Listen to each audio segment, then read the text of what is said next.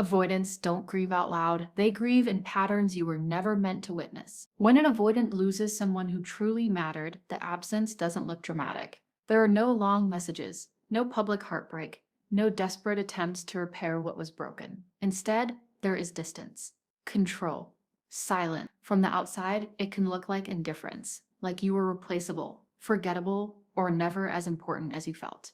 But that interpretation misses what's actually happening beneath the surface. Avoidant attachment isn't wired for visible grief, it's wired for containment. When emotional loss hits, the nervous system doesn't move toward expression, it moves toward protection. They shut down not because they didn't care, but because caring felt overwhelming, destabilizing, or unsafe. Pain for an avoidant isn't processed through connection, it's managed through suppression. That's why so many people walk away from avoidant partners feeling confused and erased. You don't see the sleepless nights, you don't see the internal bargaining, you don't see the mental loops where conversations replay without resolution. What you see is composure, functionality, a life that appears untouched. And that contrast can be brutal because it makes you question your own reality. But the truth is, avoidants often feel loss later, not louder. Their grief is delayed, fragmented, and deeply private. It shows up in subtle shifts, emotional numbing, hyper-independence, or an urgent need to stay busy. Instead of collapsing into sadness, they tighten their structure. Instead of reaching out, they retreat further into self-reliance. The pain doesn't disappear, it gets buried under coping mechanisms that once helped them survive. Attachment psychology explains this pattern clearly. For avoidance, closeness activates threat. Vulnerability triggers a stress response. So when a relationship ends, especially one that required emotional presence, the body doesn't interpret the loss as something to mourn openly. It interprets it as something to endure quietly. Expression feels risky. Dependence feels dangerous. Silence feels safer. This is why their pain is so rarely witnessed by the person they lost. Not because you weren't significant, but because you were. The more meaningful the connection, the more the avoidant nervous system goes into lockdown after it's gone. Grieving privately becomes a way to stay regulated, even if it comes at the cost of emotional honesty. Understanding this isn't meant to pull you back into waiting, hoping, or interpreting their silence as a sign to stay emotionally available. It's meant to give you clarity. Their hidden pain does not make them more capable. Their internal struggle does not mean they will suddenly show up differently. Awareness explains behavior. It does not change it. These are the hidden ways avoidants show pain after losing you, not through words or gestures, but through patterns you were never meant to see. And once you understand them, the focus shifts from decoding their silence to reclaiming your own stability. Where your healing no longer depends on whether their grief becomes visible or not, the faster they move on, the deeper the loss usually is. One of the most confusing things about losing an avoidant is how quickly they appear. Okay, almost immediately, they seem regulated, focused, productive, even relieved. They're back at work, back at the gym, back to posting, socializing, functioning. To the person left behind, this sudden emotional recovery can feel like a quiet betrayal, as if the relationship never mattered enough to slow them down. But what looks like healing is often something else entirely. Avoidants don't process emotional pain by staying with it, they process it by escaping it. Their nervous system is trained to move away from vulnerability, not toward it. So when loss occurs, especially the loss of a meaningful connection, the system goes into overdrive. Activity becomes anesthesia. Structure becomes safety. Emotional neutrality becomes survival. This isn't resilience, it's regulation through distance. The I'm fine state isn't peace, it's containment. Avoidants are highly skilled at sealing off internal chaos and presenting stability to the outside world. They don't collapse under emotional weight, because collapsing once meant no one would come to help, so instead they learn to hold everything alone. The faster they appear to move on, the more likely it is that the pain has been compartmentalized, not resolved. This is where dissociation often gets mistaken for strength. Dissociation isn't numbness by choice.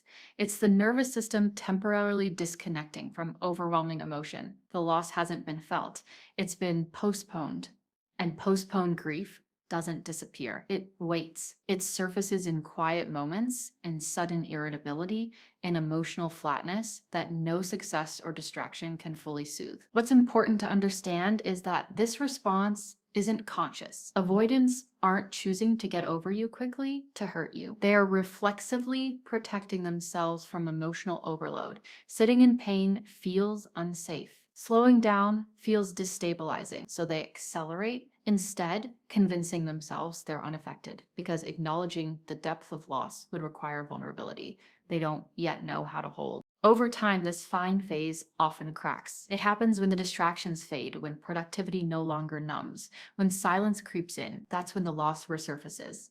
Not as dramatic grief, but as a low-grade ache, a sense of emptiness or an unshakable feeling that something meaningful was left unfinished. But by then, the moment for connection has usually passed. For you, this pattern can be deeply invalidating. Watching someone seem untouched by losing you can make you question your worth, your impact, your reality, but their quick composure is not a measurement of your value. It's a reflection of how far they had to run from feeling it. The speed of their recovery isn't proof that you didn't matter. It's often the strongest evidence that you did. They replay you where no one can interrupt them. When an avoidant loses someone who mattered, longing doesn't move outward, it turns inward. You won't hear it in words or see it in gestures. There are no confessions, no late night messages, no admissions of regret. Instead, the attachment bond retreats into a place you'll never have access to, their internal world.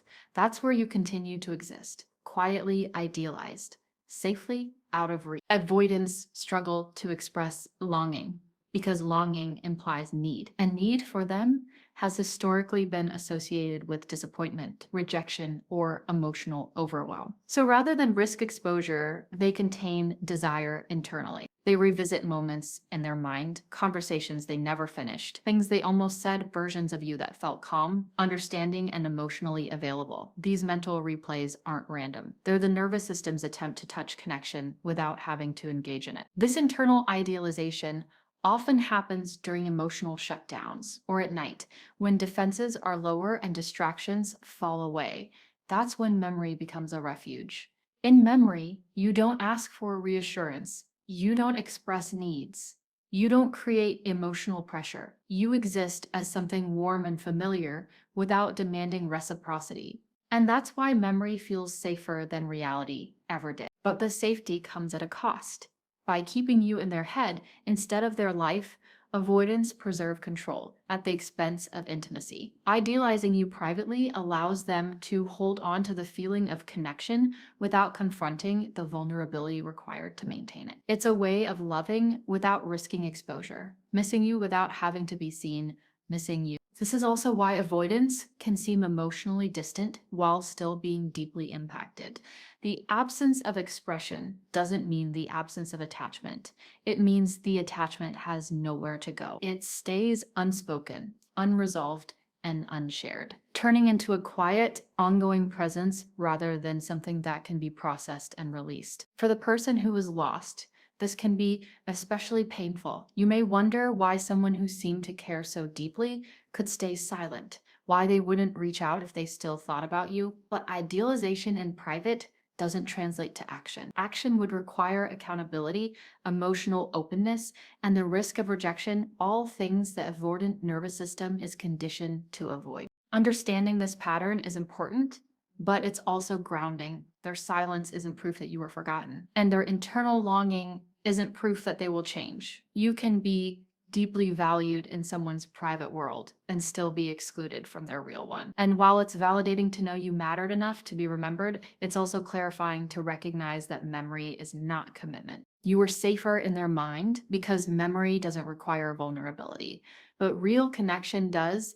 And that difference is what ultimately defines why the relationship couldn't sustain itself, no matter how strong the unspoken bond may still be. Replacement is not repair. After losing you, an avoidant may appear to move on quickly by stepping into new connections to the outside world, and especially to you. It can look like confirmation that you were easily replaced.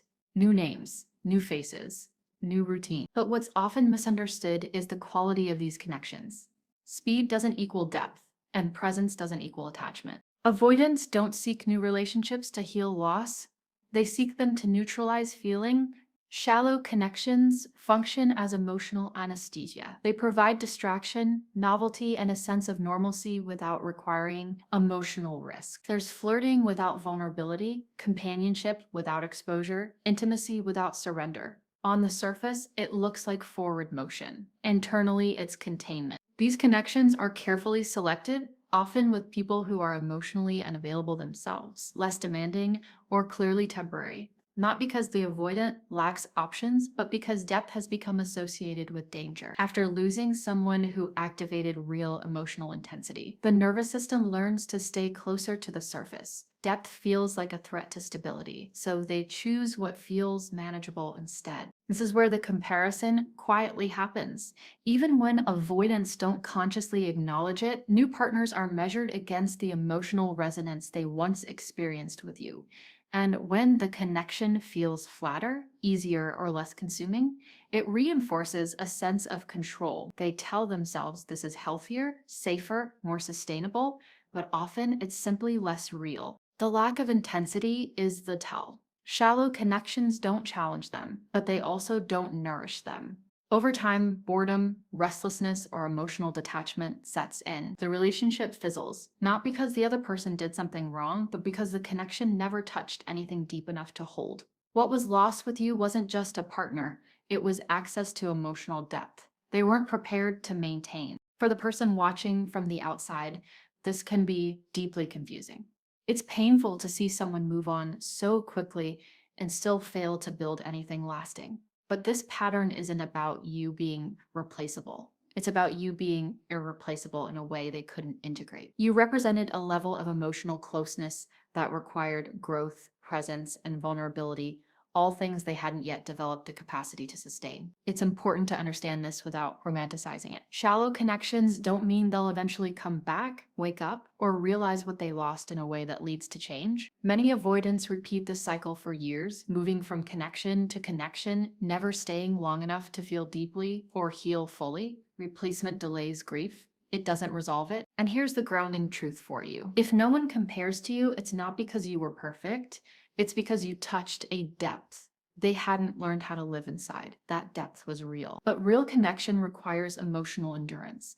And until they build that capacity, every replacement will remain just that, a distraction, not a repair. Depth becomes dangerous after loss. After losing you, avoidants don't just avoid reminders of the relationship, they avoid emotional depth itself. Certain songs are skipped. Certain places are no longer visited. Conversations that drift toward feelings are redirected or shut down entirely. On the surface, it looks like indifference or emotional coldness. But underneath, it's a protective response to something that now feels too activating to touch. Avoidants aren't avoiding you as a person. They're avoiding the state you brought out in them. Being with you may have softened their defenses, opened emotional access points, or allowed them to feel more than they were used to. That depth felt connecting while it lasted, but after the loss, it becomes associated with destabilization. The nervous system remembers not just the closeness, but the overwhelm that followed when the bond was broken. This is why even neutral emotional stimuli can feel threatening. A song doesn't just sound like music, it carries memory. A familiar place doesn't just hold nostalgia, it reactivates a version of themselves they don't know how to hold alone. Conversations about vulnerability don't feel safe anymore because they reopen doors that now lead nowhere, so those doors stay closed. In attachment psychology, this is a classic deactivation strategy. When emotional intensity becomes linked to pain, the avoidance system learns to flatten experience. Less feeling means less risk. Less depth means more control. Over time, life becomes narrower but more manageable. They may describe this phase as needing peace or not wanting anything complicated without realizing that peace has become synonymous with emotional avoidance. The pain here isn't simply that you left, it's that you showed them what genuine connection could feel like, and then that connection was removed. You acted as a buffer between depth and overwhelm. With you gone, depth feels uncontained, and uncontained emotion feels unsafe. So instead of integrating the experience, they eliminate the triggers. For the person who was lost, this can feel deeply personal. You might interpret their avoidance of shared songs, places, or topics as erasing you. But what's actually happening is an attempt to stay regulated. They're not strong enough yet to revisit those emotional layers without becoming destabilized. Avoidance is how they keep functioning. However, this strategy comes with a quiet cost. By avoiding emotional depth, avoidants also avoid growth. The parts of themselves that were activated in connection with you don't get integrated. They get locked away. Over time, this can lead to emotional flatness, disconnection, or a sense that something meaningful is missing, even if life appears calm on the surface. It's important to understand this without taking responsibility for it. You didn't cause their avoidance, you revealed a capacity they hadn't developed yet, and while it's painful to know that depth became dangerous after losing you, it's also clarifying. It explains why the connection couldn't be sustained. Not because it wasn't real, but because it required emotional skills they hadn't yet built. You weren't too intense, you were just deep. And depth, once felt and then lost, can be terrifying for someone who doesn't yet know how to carry it alone. Relief doesn't mean you didn't matter. One of the most misunderstood emotional responses, avoidance, experience, after a breakup is relief. In the immediate aftermath, there's often a noticeable lightness. Fewer expectations, no emotional negotiations, no pressure to show up in ways that felt unfamiliar or demanding. To an avoidant nervous system, the end of a relationship can feel like a return to control. Space equals safety.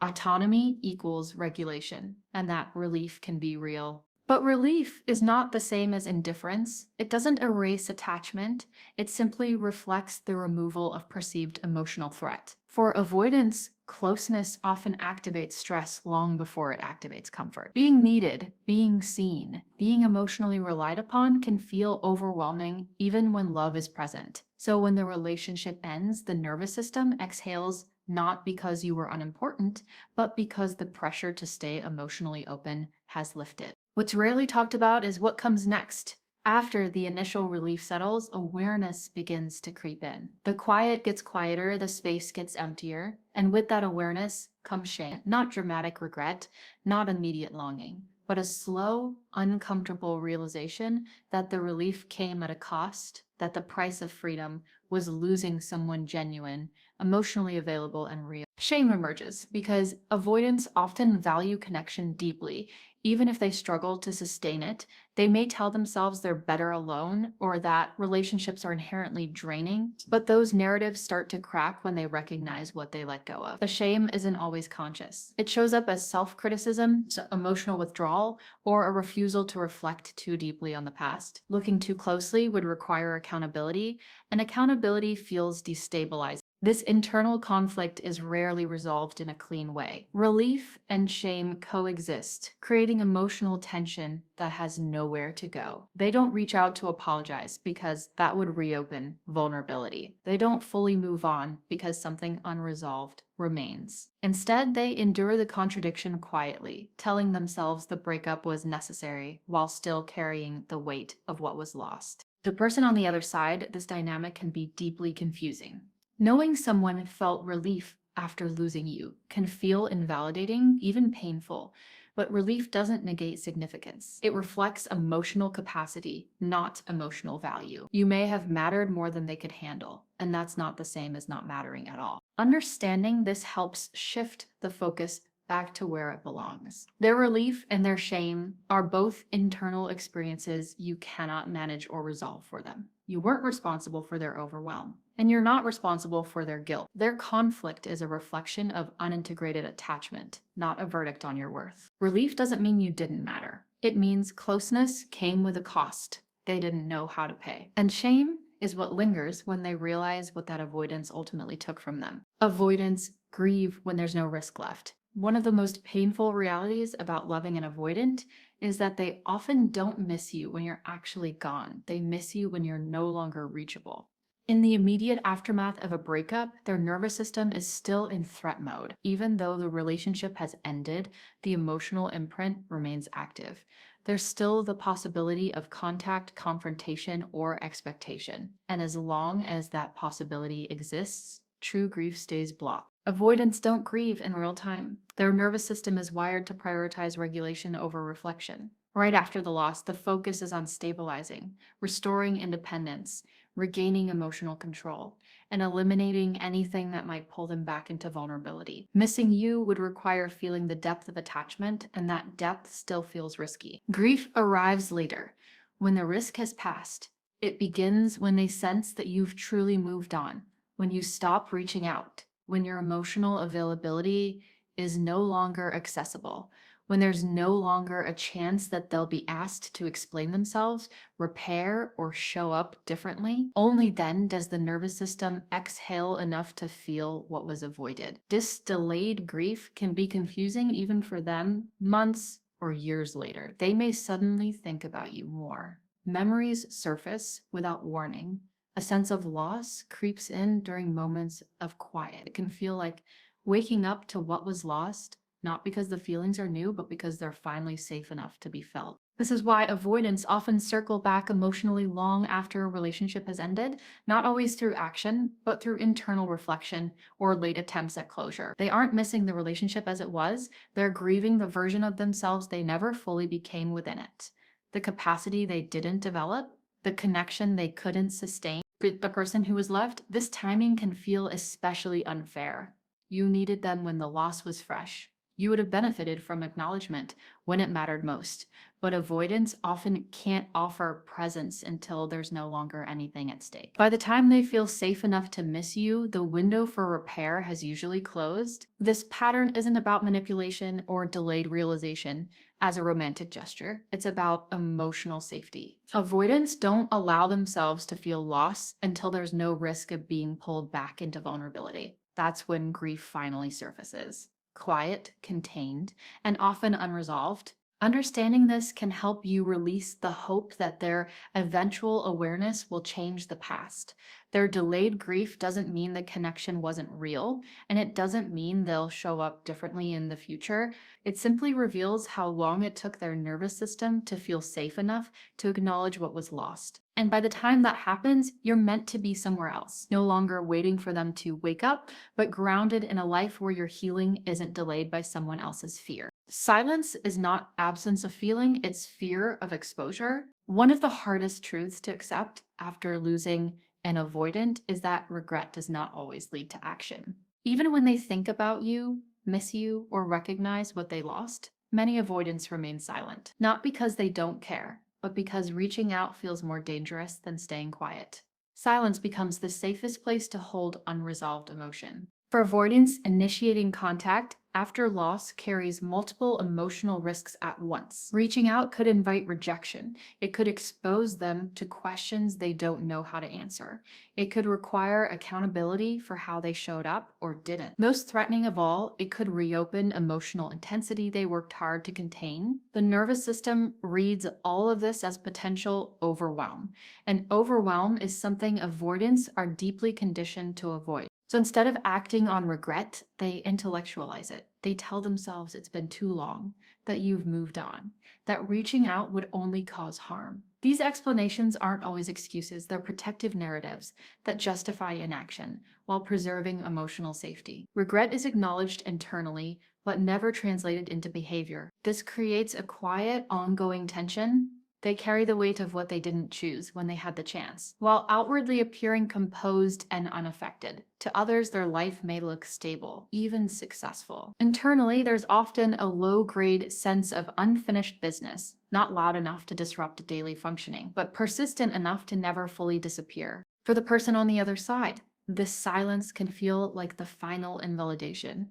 You may wonder how someone could feel regret and still say nothing, how caring could coexist with inaction. But avoidant attachment explains this contradiction clearly. Feeling and expressing are two very different processes. Avoidance can feel deeply and still be unable to move toward connection. It's also important to recognize what silence protects them from. Reaching out would mean risking vulnerability without knowing the outcome. It would mean stepping into uncertainty, something avoidants struggle with even in secure relationships. Silence, while painful, is predictable. It allows them to grieve privately without disrupting the structure they rely on to feel safe. This doesn't mean their regret isn't real, but Real regret without action doesn't repair relationships. It doesn't offer closure, and it doesn't meet your needs. Understanding their silence can bring clarity, but it shouldn't keep you emotionally available to someone who cannot meet you where you are. Silence is not proof that you were forgotten, and regret is not proof that they will change. Avoidants often live with the consequences of their fear long after the opportunity for connection has passed. And while they may carry that weight quietly, your healing doesn't require them to finally speak. What they didn't choose when they had the chance is something they have to live with. What you choose now is where your power returns, no longer waiting for words that may never come, but building a life where silence no longer defines your worth. If you never saw their pain, it doesn't mean it wasn't real. It means they weren't built to show it. One of the hardest lessons when dealing with an avoidant partner is realizing that their hidden pain has very little to do with you and everything to do with their attachment style. Avoidants are wired to suppress, compartmentalize, and manage emotions internally. Vulnerability triggers fear, and closeness triggers activation. What you perceived as indifference, coldness, or absence was often their way of coping with emotional intensity. They weren't equipped to hold the pain existed, but it existed quietly, privately, and often invisibly. Understanding this doesn't make it less painful to have been left, ignored, or unseen. It doesn't erase the moments when you hoped for acknowledgement, regret, or emotional availability. It doesn't soften the sting of realizing that someone who mattered to you so deeply could carry longing or grief without ever sharing it. But it does provide clarity. Their inability to show pain is a reflection of their capacity, not your worth. This is why it's crucial to separate their internal struggle from your responsibility. You were not too demanding. You were not too emotional. You were not too intense. You were asking for what is natural in a relationship: presence, reciprocity, honesty, and care. The fact that they could not provide it is a testament to their limitations, not a judgment of your value. Your needs were legitimate, and your love was real. They simply hadn't learned how to meet it. Recognizing this distinction is liberating. It allows you to stop interpreting their silence as rejection or as a reflection of your desirability. Silence, withdrawal, or avoidance is about their nervous system, not your worthiness. And once you internalize that, you stop giving your energy to explaining yourself, justifying your needs, or waiting for acknowledgement that may never come. You reclaim the space that was always yours, and with it, your emotional sovereignty. Avoidant attachment explains patterns without excusing absence. It illuminates why they may idealize you privately but fail to show it, why they enter shallow connections, why relief and shame coexist, why grief is delayed, and why regret often remains unspoken. Understanding these behaviors allows you to recognize the why without internalizing blame. Knowledge becomes armor, clarity becomes freedom. And finally, detachment becomes an act of self-preservation rather than resentment. The ultimate truth is simple. Their hidden pain was never your burden to carry. You were not responsible for drawing it out, fixing it, or waiting for it to become visible. What mattered was your own healing, your own boundaries, and your own ability to honor your needs in the absence of reciprocation. You are asking for what any human being deserves: emotional safety, consistency, and authenticity. They were simply incapable of giving it at that time. So let this be your closing truth. You were enough. Your love was enough. Your emotional presence was real. And while they carry their hidden pain silently, you have the power to step into a life where being seen, valued, and met is no longer contingent on someone else's fear of exposure. The story of their avoidance is theirs to bear. Your story of healing and presence is yours to claim.